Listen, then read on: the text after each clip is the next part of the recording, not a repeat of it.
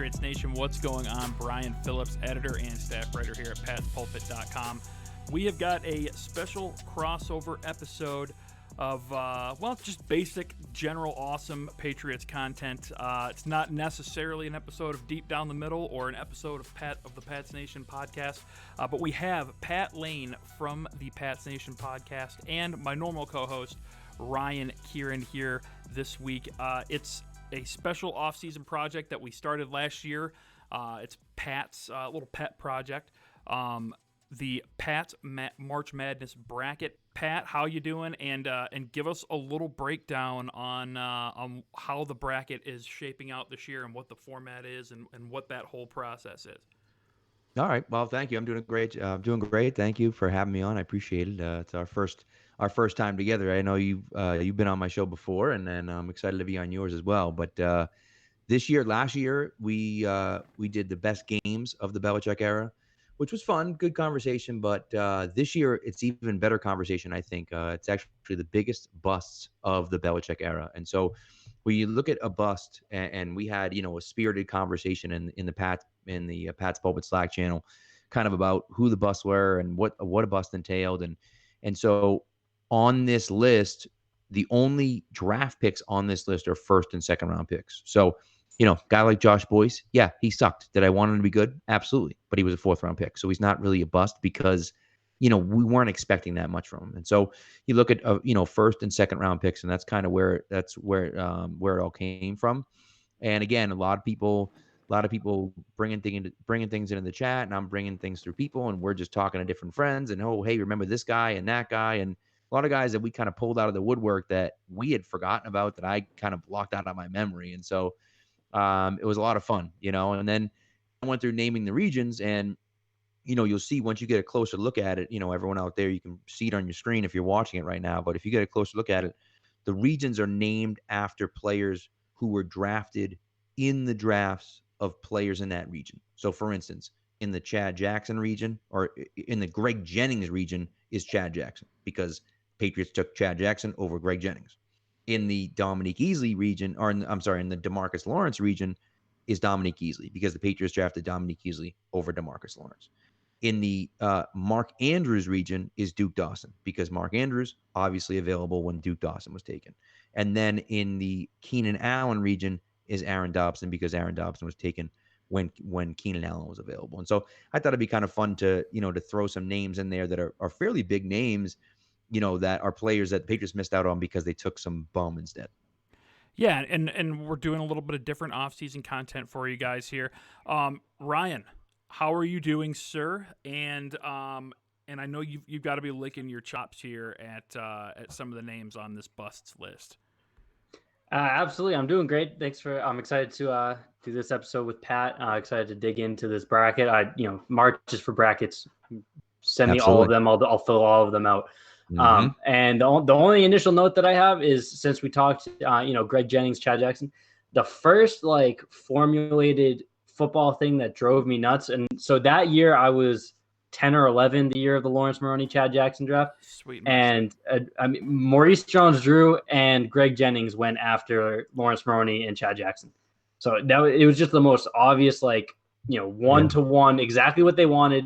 Here are these very good players who went not that long after them, that they took the wrong player there. So. And the funny story I have about that is, when Ryan was 11 years old, I was literally partying with Greg Jennings at Western Michigan University. So this is fun. We're having fun here. This is really a good time. Yeah. Guys, let's jump right into it, though. In that let's do it. That first bracket. Now, you guys see guys watching on Facebook Live and on YouTube on the premiere videos here. Right up in the top left corner, you'll see that Greg Jennings region. Guys, you guys fight over who wants to go first in that region. We're going to go over the Elite Eight. We're not going to go over every single guy on this list, obviously. We're going to go through the Elite Eight. Guys, who did you settle on coming out of the two guys coming out of this region? Yeah, so we talked about the regions, and Chad Jackson is an obvious one, I think. He's got to be in the Elite Eight. I think, it's one of the biggest busts. And what's interesting about the Greg Jennings piece there is that the Patriots traded up with the Packers to draft Chad Jackson. The Packers traded down with the Patriots, and then with the pick they acquired in the Chad Jackson trade, drafted Greg Jennings instead. So it just, I mean, that even throws more salt in the wound on that one. And then we can discuss a little bit, because there's a little Sweet 16 matchup here that that we had a disagreement about. The Sweet 16 matchup is Antonio Brown against Cyrus Jones. I thought Antonio Brown. I know a few of you guys thought Cyrus Jones. I think that's kind of where we can start this conversation, I think. Sure. And just to jump back real quick, so Chad Jackson beat out Reggie Wayne in the round of 32, and then he would have beaten Scott Chandler or Darius Butler. And I want to give Brian 30 seconds here to just. Not so fast here, because I know this is heavily focused on the draft picks, and because the Patriots, over the course of the dynasty, haven't been the most active team in free agency, but the Scott Chandler signing was so exciting because it was a little bit under the radar. It was one of those signings where you saw the team go out and actually sign a guy that people had been talking about. And then we had the entire summer of the Twin Towers and all of the extra goal line work that Gronk and Chandler and Brady were doing off to the side in the getting red zone reps in. Oh, it was amazing. It was going to be the best offense ever, and what an absolute disaster he was. Just never got on the same page. I understand you can't take. You can't move him ahead of guys like Chad Jackson and Antonio Brown. But man, talk about, this is like the all honorable mention guy for me is Scott Chandler. So bad. Just a little note, that was also the Zach Sudfeld undrafted free agent year, right? Yep. Yeah, I think so. Yeah. So obviously not a bust there, but if you're talking, if we're doing preseason hype busts, he's a 1 seed. Who was Bam Childress would have been on that list as well. All right, so Antonio Brown versus Cyrus Jones. So I believe I was with you on Antonio Brown here. Brian, I think you might have been leaning to Cyrus Jones there. For me, it's kind of the same thing with Scott Chandler, where it was more about like what it could have been, right? Like what it, we love to project forward. And we just we have visions of all these TDs and receptions being thrown by Tom, but that don't come to fruition. But Cyrus Jones was just god awful, and the turnovers, and then the storylines of the punt returns, and I'm cool with Cyrus Jones not moving forward. But I don't know. That's tough, man. That's really tough. No, and it's a good point, because Cyrus Jones was, an absolute disaster. And just to talk about, so it was Antonio Brown against Tavon Wilson and Cyrus Jones against Lawrence Maroney. Those are our other four matchups there, or other two matchups there, I should say. And obviously AB wins and Cyrus Jones wins easily. And I think, I just think for AB, you look at it and there was such potential there. The Patriots threw a huge guaranteed number at him. And he was going to come in and take the offense to a place that it hadn't been in a few years. And it looked great the first game. Now, granted, it was against Miami. It looked great the first game. And then, the guy loses his mind, and obviously you see what happens at the end of the season. And so I think that wound is still very fresh for sure. But to me, AB is, I think some people, and I don't agree with it, and we'll talk about this, but I think some people could have AB as like winning this entire bracket, because people had such high hopes for Antonio Brown. And listen, man, I think when you look at it, the guy went absolutely insane for months, went nuts. And there was still Patriots fans saying, let's bring him back because he can help the offense. Like, that's how much people believed in that. And let me make the case really quick. For why I can understand if people have him winning the whole bracket. And that's because the wound still hasn't healed. He's still counting against the salary cap this year. That dead money is still counting against the cap. That they still don't have a firm date. it's not going to be before free agency starts. It doesn't appear that they're going to hear about the determination on the grievance as far as that guarantee. So he's literally affecting their offseason plans. And now that's the bed that they made, right? They gave him that money, they gave him that deal, but that goes towards this bust. With how up in the air this entire offseason is, to not know exactly where you stand cap wise because of the grievances and when that's going to be worked out and ironed out, and if it's going to go in the team's favor or not. That's a big deal. So that's just another part that goes to Antonio Brown. Ryan, anything more to add before we go on to the Mark Andrews bracket? So I think we have Antonio Brown advancing here, right? I think we can agree on that. I just want to make one little quick note for why Lawrence Maroney didn't advance here. The only difference between Lawrence Maroney and Sony Michel is a Super Bowl ring. So don't get mad at me, but we can move on here. I love Sony. I love Lawrence. I love Lawrence Maroney. I had a Lawrence Maroney jersey before he even played a game. I played running back growing. Again, I was like 11. I played running back. I was playing running back at that time. I was all in on Lawrence Maroney. And my point there really is, like, people were disappointed in Sony Michel's year this year, but they would, no matter what happens now, no one's going to call Sony Michel a bust. Lawrence Maroney had that similar type of production. That was kind of the lull in the Patriots, dynasty, which is hilarious to say because they had an undefeated season in there. But that was kind of the weak spot of the dynasty with no Super Bowl rings. And that's part of why Lawrence Maroney looked on so negatively. I was more of a Marion Barber guy myself. Okay. We are moving on to the Mark Andrews region. Pat, give us the two guys that are going to the Elite Eight from this region. Yes, so going to the Elite Eight here are Duke Dawson and Jordan Richards. And just to kind of backtrack where they came from, you got Duke Dawson versus Joey Galloway, Albert Haynesworth and Bethel Johnson, Sean Ellis and Chad Johnson, which, of course, is Chad Ochocinco, for those of you that don't remember that, and then Sean Springs and Jordan Richards. So, of course, Duke Dawson and Haynesworth win, Chad Johnson and Jordan Richards win, and then Dawson and Richards advance the Elite Eight there. And I think, to me, and, people can talk about the Haynesworth thing, and I think, you can kind of go back and forth maybe on Ochocinco there, but to me, it's pretty clear that Duke Dawson and Jordan Richards are in the Elite Eight in this one. Yeah, I think it's pretty easy. I think that you can make a decent case for Albert Haynesworth, but everyone like Chad Johnson, Joey Galloway, those are just I think they technically traded for Chad Johnson, but those are just camp.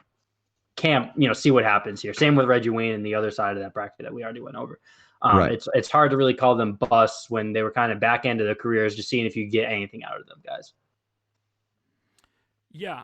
Okay. So that top, we can move on from there. We got a little more to break down. That was a pretty easy one. Yeah. Yeah. DeMarcus Lawrence region. Ryan, who is coming out of the? This is going to be a hotly contested one as well. The DeMarcus Lawrence region. All right, so we have Dominique Easley as the 1 seed coming out of the top half of the bracket, beating Jonathan Fanene and Jermaine Cunningham, who beat Kenny Britt. And then we have Adalius Thomas as the 2 seed coming out, beating out Delta O'Neal, and then beating out Ron Brace, who beat out Doug Gabriel. So we have Dominique Easley versus Adalius Thomas in the Elite Eight. And I think between the three of us, we don't think necessarily that one of these guys belongs, but we're split on which one that is. So Pat, why don't you tell me who you feel pretty strongly about here? So I feel very strongly about Adalius in this situation. Adalius Thomas to me is one of the biggest busts in Patriots history, and I think the reason why isn't because of his production, because if you look at just the stats, they're okay. He had a pretty good year in 2007. He had a great Super Bowl in 2007, and he played well. The issue to me is, you talk about the guy who was by far the biggest free agent acquisition by the Patriots to that point, and outside of Stephon Gilmore is the only time they've ever set the market in the free agent market. And you look at what Gilmore's done and how amazing he's been, and Adalius Thomas was good, but never reached that level that we wanted him to. And then he almost single-handedly brought down the entire organization, the entire franchise in 2009 with his attitude and his cancerous behavior in the locker room, and it was a mess. And everyone remembers that that football life, with Belichick being taped in '09 and about how the team just couldn't respond, and then him and Randy Moss get stuck in traffic, and he's got the whole thing with in the snowstorm, and hey, I was stuck in a snowstorm, and you got to talk to Bill about that and all this other stuff, and it was very contentious. It was very bad. It was something that the Patriots really have never dealt with before or since. And this is coming from a guy who they overextended themselves for and really went above the top of the market to bring this guy in. And he was just a complete and utter disaster at the end. And I know he had the one good year, and that's the conversation, obviously, between him and Dominique Easley, where Easley was a first-round pick and, never played. But at the same time, Thomas, to me, I wanted so much more from him, and I just never got it. Fair. Completely fair. My qualms with this region don't lie in who made it to the Elite Eight. It's going to be coming up in a little bit when we talk about who's going to the Final Four. So Ryan, any qualms with these two guys making it to the Elite Eight, Adalius Thomas and Dominique Easley? So given the I think this is kind of one of the easier quarters of the bracket to pick, just because the options are a little bit slim here. But I pushed back on the idea that Dominique Easley was a bust. Dominique Easley was a top 5 talent coming out of college before he had 2 back-to-back ACL injuries. And he was known as, a risk to take in the first round. He was viewed as a luxury pick when he was taken in the first round by the Patriots, because they could afford to, they had the depth that they could sustain it. And if he's healthy, then they're getting a top 5 talent at pick 29. And if he's not healthy, then whatever, they can live with it. And they just got the tails end of that coin flip. Yeah. So it's tough for me to call him a bust more than, you can either call it a risk reward situation where the risk hit, or you can call it a questionable process by the Patriots. I just have a hard time calling him a bust. Pat, do you want to go over Jonathan Fanini really quick and just kind of remind people? Because I didn't even remember who he was until we were talking about this pre-show. So I think that might be a good story just to jog people's memories. So you did say, that it's kind of slim pickings on the side. I just think, to me, it's a lot of forgettable names that, people just don't think about. So Fanene is a great example of that. He had 11 sacks with Cincinnati. They gave him a 3-year, $12 million contract, which is a fairly big contract for a defensive tackle. Especially 7 years ago. Yeah, well, right, yeah. And the problem is that he had arthritis in his knee, and then didn't disclose to the Patriots that in order to deal with the pain from the arthritis, he relied on prescription painkillers. And so, they ended up cutting him after the season. He barely played for the Patriots. They cut him at the end of the season, and then they filed a grievance to not pay him the rest of his guaranteed money because he lied about the medicals. I can't find anything on the resolution of that, but when I did my research on it, I couldn't find anything. But it was a bad look. And I think Ron Brace is another name, where Brace was a guy who, we expected fairly big things out of, and was just an absolute bum. Jermaine Cunningham, another one. Kenny Britt, another guy who, like, 2 years in a row, we're like, all right, this guy's gonna be the guy. And coming into the season, people were talking about Kenny Britt being the number 1 or 2 wide receiver for the Patriots, and he didn't even make it on the team. Right. He was just that bad. So that's the type of stuff where, again, it's almost like what do we expect from those guys? And again, I don't think Kenny Britt beats out any of those guys, and Fanene and Ron Brace and everything like that. But they're guys that are more forgettable. But in that lull, in that 10-year lull, when they're not winning championships, these are guys that they brought in that just did nothing. And, and are part of the reason why they didn't win championships those 10 years. If they had drafted guys in those situations that had made an impact, maybe they win a championship in those 10 years. Right. All right, last region, the Keenan Allen. Oh, God. The Keenan Allen. It's brutal, isn't it? Oh, man. Oh, I love Keenan Allen. Okay, Pat, who is coming out of this region in the Elite Eight?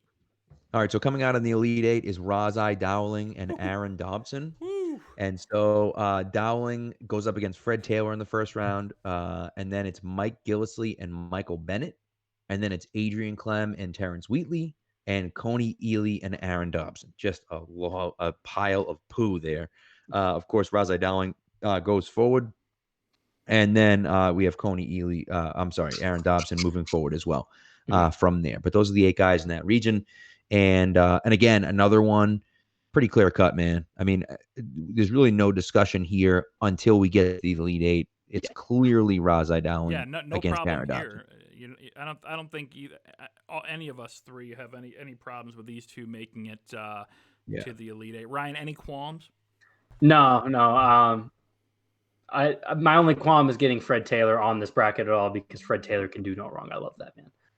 And we've talked about that, but again, to me, it's about expectation. The guy was here for 2 years and barely played, Yeah, for sure. So okay, so quick recap: Elite 8 of badness, all-time Patriots Pats madness, all-time Patriots busts. Elite 8, we're gonna have Chad Jackson versus Antonio Brown. Yep. Dominique Easley versus Adalius Thomas. Duke Dawson versus Jordan Richards. And Razai Dowling and Aaron Dobson. God, this is truly bad. Yes, it is. Where do you guys want to start? Who is making it to this Final Four? Let's go to that Dawson Richards. Okay. Let's go to that Dawson Richards matchup. What do you guys think, Ryan? Who's coming out on top in that one? So I think this is the easiest decision for me, where it's Duke Dawson. We were having this conversation. Jordan Richards. If this was, a bracket of the angriest that Patriots players has ever made Patriots fans, Jordan Richards probably wins it. I've never seen so much universal celebration for trading a guy for a 6th round pick or 7th, whatever it was that we got for him. Just getting him off the roster was such a coup for Patriots fans. They were so excited. There were a lot of they were tweeting Falcons fans like, "Hey, just a heads up, you were going to hate this man," and they hated that man. And it shouldn't be possible for a team that trades a late round pick for a player to hate that player too. But that's how bad Jordan Richards is. Yeah. When he came back, was that this year or was that last year? When it was he came this back, year. It was this year. It was like forever ago. But when he came back, that was like universal terror that he was coming. Yeah. That's how you knew this season was done for. All that being said, Duke Dawson never played a game for the Patriots. So the answer is Duke Dawson. Right. Look, I'll be honest with you. I love Jordan Richards. I loved him from the second they drafted him. When I found out his name was Coach and all the players called him Coach, because he knew everyone's position on the field. He's like a coach on the field. The problem is he sucks at football. But I like the fact I like him as a guy. He's always seems like a very nice guy and everything else. He's just not good at football. And so the Patriots drafted him in the 2nd round, and he stinks, and he should have played special teams exclusively his entire career, and somehow ends up in the Super Bowl playing in the secondary, getting torched all over the place.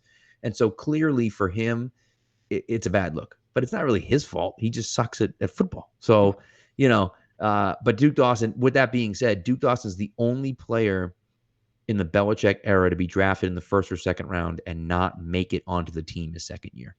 He's the only player. And you look at some of the names on this list and you're like, really? Those guys? He is the worst player out of all those guys. And according to Belichick, at least. And so that's why, to me, it's a pretty clear that he moves on to the Final Four. All right, here's where I'm going to put my foot down. I'm still going to lose because I'm still outvoted 2-3. But, guys, yes, Duke Dawson was gone. He was here for about a month and a half, it felt like, and then he's gone. And I think the only reason for that was because they simply had the opportunity afforded to them to do that pick swap with Denver. If that opportunity isn't there, I still think they find a way to have him on the roster last year and try to develop him. And he played in Denver. I don't know if he played well. I assume he didn't. But I have no way of knowing. I don't know I don't know if Duke Dawson is real, to be honest with you. I don't know if he exists, but I know for a fact that Jordan Richards exists. And I know that 0 games from a player is better than all of the on-field contributions that the Patriots got from Jordan Richards. having Jordan Richards actually participate actively in games is worse than having somebody not even on the team anymore after 48 hours with the club. So that is my Richards pitch. I lose. Duke Dawson moves on to the Final Four. He is going to take on the winner of oh man, I can't. It keeps taking my breath away. The badness of it. But Razai Dowling, Aaron Dobson, Ryan, take it away. Okay, so this is a tough one. I was all in on Aaron Dobson. I was high school me was screaming about.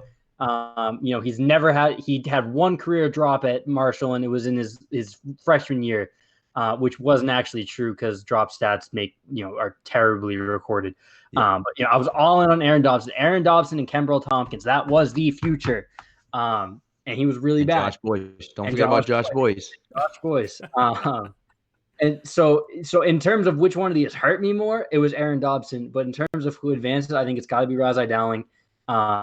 He was the first pick of the second round in the year he was drafted.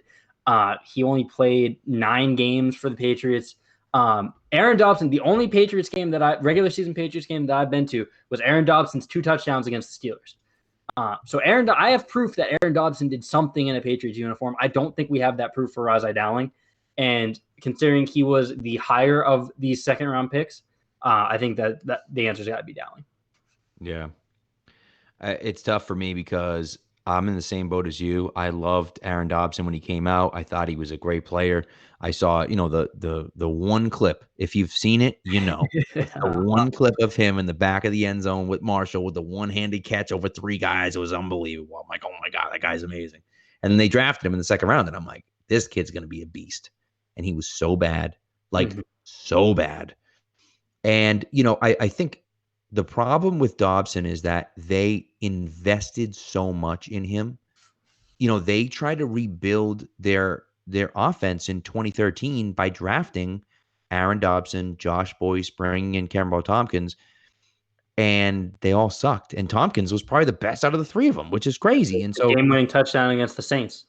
Yeah, and so to me, I hate Aaron Dobson for that reason, but Razai Dowling was just an absolute whiff. And you just, in that situation at pick 33, you just can't whiff that bad on a pick. And so to me, that's why he moves forward to the Final Four over Aaron Dobson, because as bad as Dobson was, Dowling is in that spot. You need a corner, and he's just that bad that you just can't even do anything with him. And so to me, Dowling moves on. Yeah, I think the true litmus test for how for the terribleness of a Patriots second round pick is, does he go on to another team and have a somewhat serviceable or even pretty good career? That's how you really separate these guys. And Razai Dowling just no. I mean, he immediately went to the Jets, and from there was never heard from again. And now I believe he's coaching defensive backs at William and Mary College. Yikes! Fun fact. So yeah, that's. Those are the 2 easy. Well, that's the easiest bracket of this Elite 8. So it'll be Duke Dawson and Razai Dowling not covering each other on the way to the Final Four. All right, this is gonna get. You know what? We'll save the best for last. Let's go Chad Jackson versus Antonio. I thought that was the best. Okay, let's get into it. No. Chad Jackson versus AB. Pat. Who's moving on here? I mean, to me, it's Chad Jackson. It's Chad Jackson, and there's multiple reasons why, and I think you laid the case out for Antonio Brown very well, Brian. But to me, Chad Jackson was, again, you look at the guy and you're like, how in the world can this guy not play? He runs a 4.32 40. He's 6'1". He's an absolute stud. A monster. I mean, I told you guys when off air, I played basketball with him one time. He is the most impressive physical specimen I've ever seen, live. It's unbelievable. And I've just pick up ball. I've played with a bunch of dudes, and he just physically, when you see him, you're like, that guy is a monster. And he was so bad on the field so bad on the field that he couldn't even get on the field. And it was awful. And so, and to me, that's a big loss. And again, when you look at who they draft, I mean, they literally traded back. And again, it's like a slap in the face. The Packers, they trade back with the Packers. And that's why when Felger Maz always talk about, the Patriots always trade back and they trade back and they trade back. And it's always a nightmare when they trade back. Well, this time they traded up with the Packers and they drafted the wrong guy. And so it's just like, it's not about where you trade. It's about drafting the right guy. Packers trade back, they draft Greg Jennings. Patriots trade up, they draft Chad Jackson. And so, to me, that one wins to me because he's just so bad that the Patriots it's nauseating how bad Chad Jackson is. And so to me, he's in the Final Four for sure. Ryan, who do you got? So I also have Chad Jackson, and I think you just did a really good job laying it out, so I'll keep it short and sweet here. Antonio Brown nearly matched Chad Jackson's career Patriots totals in the one game that Antonio Brown played for the Dolphins. Or Patriots for the Dolphins. Antonio Brown, he basically torpedoed the season, and he didn't because I don't think that they were a Super Bowl team with or without him, but they aren't losing to the Titans or the Dolphins before, they are getting a first round bye and probably at least extending that championship game streak with Antonio Brown. If they find a way to get by the Chiefs again, they probably win the Super Bowl because I think they're a better team than the 49ers with Antonio Brown. I think the Chiefs were the best team in the league regardless. So, just rest easy at night knowing that he probably didn't cost you a Super Bowl, but he definitely made this season a lot more frustrating than it needed to be. Right. Yeah. So it's Chad Jackson, but Antonio Brown is very well deserving. And if he's in maybe a different portion of this bracket, maybe he has a bit of a deeper run here, but it's Chad Jackson. Fair. Okay. The contentious, in my opinion, the most contentious bracket. Yep. Dominique Easley versus Adalius Thomas. Pat, continue laying out your wrong argument for Adalius Thomas. So again, first of all, number one, it's not fun to have all chalk, right? If you got all the number one picks in the Final Four, what fun is that? And so that's argument number one. Got you on that one. True. Yeah, suck it. So, but I'm trying for an all Gators Final Four here, but it's not working out. I mean, can you imagine? You talk about Chad Jackson, Dominique Easley, Duke Dawson. Those are all Gators. That's unbelievable, dude. Like that. That Jermaine would be Cunningham insane. On this list too. I was gonna say Cunningham's on the list too. It's like it's crazy. So, but to me, again, and I've talked about it already, and I think what I'm going to bring up with Ryan is interesting too. What Ryan said earlier about Easley, the fact that Easley, you knew his issues going in. You knew he had knee issues going in. The Patriots should have never drafted him where they drafted him. They should have never done it. And they did it anyways, which was stupid. But it was as Ryan already said, a luxury pick. That's what it was. It was, hey, we have an opportunity here to draft a guy who is, an elite talent, but is injured. And let's see what happens. And of course, he was terrible. He never really played, and he went to the Rams, and they stunk when he was there too. And so it's just like he never did anything. And so I can see the argument for Dominique Easley. And it's funny because my argument for Dominique Easley, my argument for Duke Dawson is basically your argument for Dominique Easley, which is interesting, And so I see where you're coming from. It's almost like we're on opposite sides of it there, because my argument for Duke Dawson is he never played for the Patriots and he sucked. And your argument for Dominique Easley is he never played for the Patriots and he sucked. And so, so I understand that. I guess the biggest thing to me is Thomas was supposed to be the guy, like the guy. It was the first time Belichick had ever extended himself in free agency. It's only one of the 2 times he's ever done it at all as the head coach of the Patriots. And so to me, I thought he should be one of the best players in the league, and he clearly wasn't. Even when he played in 2007, he was fine. He had the one pick six against San Diego where I was like, oh my God, he is so big and so fast. It's going to be unbelievable. It's the only interception he had with the Patriots. But either way, I expected more from him. Was he terrible when he was here on the field? No, but he wasn't great either. He was fine. He was very good in 2007. He was meh in 2008, and he was average in 2009. And so that's my issue with him. And again, the fact that he was such a cancer in that '09 locker room. And look, we see it.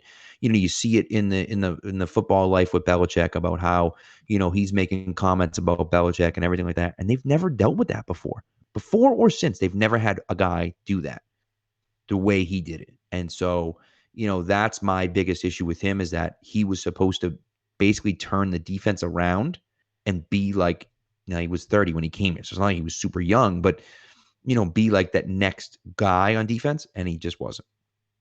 Ryan, who you got, bud? So I'm going to cede most of my time to you, Brian, because I know you feel strongly about this. So I also have Adelius Thomas, but I laid out my case for Dom Easley not being a bust earlier. So Adelius Thomas is moving on almost by default here. I think I land in the middle of you guys on Thomas. I think that he is worthy of his seeding. I think that in a different bracket, in a different portion of the bracket, he probably goes out a little bit earlier. So I get Pat's argument, but I do think that having a solid season on an undefeated team kind of pulls you away, which I know is your argument there, Brian. So I fall a little bit more in between. I lean Thomas just more because I feel less strongly about Easley than I do about Thomas. So I'm going to let Brian go, and I'm just going to continue watching the Celtics blow a massive lead in overtime here. No. Okay, so first of all, cupcake road to the Elite Eight, with Delta O'Neal, and then R.I.P. Ron Brace, and Doug Gabriel, whoever came out on top in that. But yeah, my argument is I'll take a few years of average, sure. He was good in 2007. Was he highly paid? Yeah, he was highly paid. But that's what happens when you dabble in free agency, right? You're not gonna hit on all the free agents, and the Patriots, particularly, even now, don't heavily invest their resources in free agency. But my main point is Dominique Easley was cut for the same reasons. He wasn't the Patriots locker room guy. When you draft a guy in the first round, you have 5 years of control, and you cut him after 2 years, both of which ended up with him going on IR in the second week of December. And you knew about these injury issues, that we knew about all of the huge injury risk surrounding Dominique Easley. He was another pick that kind of, when it came down across the wire, it was like, kind of took you back for a second, kind of like the Jordan Richards pick. Like, what, you could have waited a round or two at least, or just passed on him altogether and let somebody else take on that risk. Did it set them back at all? No, they won the Super Bowl that year. They had Alan Branch playing at a ridiculous level. They had Vince Wilfork, but the next year Vince is gone, and Easley's got to slide in, and he was undersized at the time. He's more of that penetrating guy, that penetrating three-tech type of defensive tackle, that they were trying to constantly find that position, that third down guy, for years after that. We saw it with Anthony Johnson in the preseason, the first couple of weeks of the year in 2015 and 2016. Adam Butler is a product of them looking to fill that position. Even Dietrich Wise a little bit, that big edge that kicks inside. It's the Dominique Easley role they've been trying to fill ever since he busted out. And until Adam Butler, realistically, they really didn't fill it very well. So I'm going to go Dom Easley, but I am outvoted again because Ryan is a coward. And, if you're not part of the solution, you're part of the problem, Ryan. Okay, Final Four. Here we go. Final Four: Chad Jackson versus Adelius Thomas, and on the other side, Duke Dawson and Razai Dowling. Oh, that's just nasty. Right? Yes, it is. Who wants to go first here? Ryan? Yeah, I'll go. I am going to suggest that we submit our finals, together, just because we're running a little bit long here. So I'm going to give you my winners for each matchup here. You got it. I've got Chad Jackson over Adelius Thomas. Again, like I said, I don't feel super strongly that Adelius Thomas deserves to come this far. It's more a product of just who he goes up against in that region. So Chad Jackson's a pretty easy pick for me. Duke Dawson versus Razai Dowling is really interesting. And in fact, Pat swayed my opinion just talking pre-show about this. Razai Dowling is, again, one of the biggest busts of the Patriots ever. Obviously, he's in the Final Four right now. First pick of the second round, played 9 games over 2 years and was cut and didn't do anything in those 9 games. Duke Dawson was a later second round pick. They traded up to get him. Did not play a single game for the Patriots, and then was traded for, a 20 or so pick jump from the middle of the 7th or late 7th to the back of the 6th. So like a 1-round jump to get rid of Duke Dawson after 1 year where he didn't play a single snap for you. Those are 2 really strong options. And if we were going to reseed here, this would still be the matchup because I think they'd be the 2 and the 3. But I'm going Duke Dawson just because, again, Razai Dowling did nothing in the games that he played for the Patriots. Duke Dawson literally did not play for the Patriots. He spent 1 year. He was injured, not his fault. He spent that year catching up, but then he did not look good enough when he came back from injury to warrant any snaps on the field during that run. And then in that next year, he was not good enough in spring training, baseball mode, in the preseason to warrant even giving a chance, period. Like he didn't get a chance. They decided he was not worth a chance after trading up to get him in the second round. So I've got Chad Jackson versus Duke Dawson in the finals. Yeah. I'll tell you what, Brian, we argued about Dominique Easley and Adalius Thomas, and as far as I'm concerned, you can have Dominique Easley because he's getting blown out by Chad Jackson no matter what anyway, so it doesn't matter. Right. So Chad Jackson's pretty much going against whoever he wants here, and it's an easy win for Chad Jackson again. Just an absolutely terrible pick. And I think, you obviously know where I stand. Ryan told you, where I stand. Here's the thing about Duke Dawson. Here's the only thing, in my opinion, you need to know about Duke Dawson. He is the only player in the Bill Belichick era to be drafted in the first or second round and not make it to the second season with the Patriots. He didn't even make it to the second season. He was drafted in the second round. They traded up. They traded a 4th-round pick. They threw a 4th-round pick out the window, included with the 2nd-round pick they used to draft him, and they didn't even bring him back for his second year. And so to me, that's all you need to know about that guy.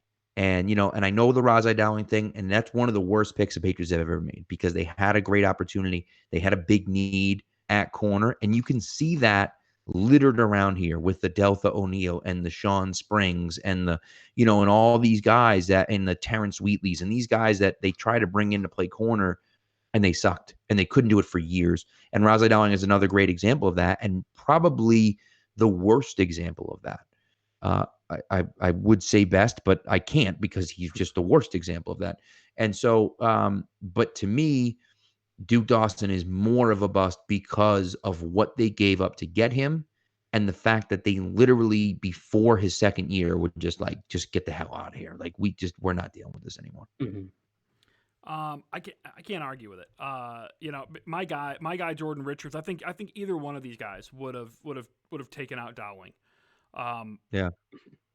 Just there's so much badness, but the thing I have.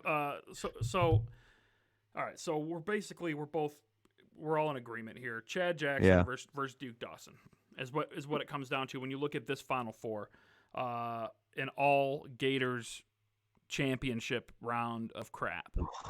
Yikes. So my thing with Duke Dawson is,